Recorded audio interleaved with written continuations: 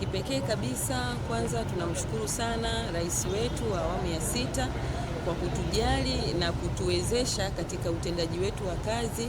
Swala letu la vishikwambi limeweza kutufikia, tunamshukuru sana. Tunamshukuru kwa nafasi ya kipekee pia mkurugenzi wetu wa halmashauri ya manispaa ya Morogoro kwa kutujali watumishi wake na kutufanyia hili swala la vishikwambi limekuwa swala jema na limetufikia. Lakini pia tunamshukuru meya pamoja na madiwani wote pamoja na viongozi wote waliohusika pamoja na idara ya TEHAMA.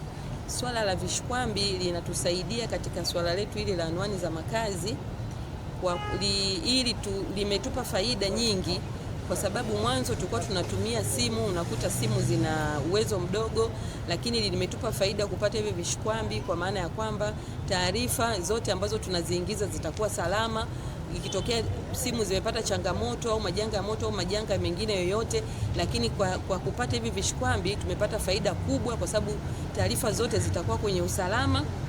Lakini pia imetufanya zoezi letu limekuwa jepesi, kwa sababu vishikwambi viko kwenye kasi ya kubwa, kwenye spidi nzuri. Hatupati shida kama tulivyokuwa tunapata mwanzo kupata GPRS. Kwa hiyo tunashukuru sana, zoezi letu linaenda kuwa kwenye urahisi na kazi zetu zinaenda kuwa nyepesi kabisa katika ukusanyaji wa anwani za makazi.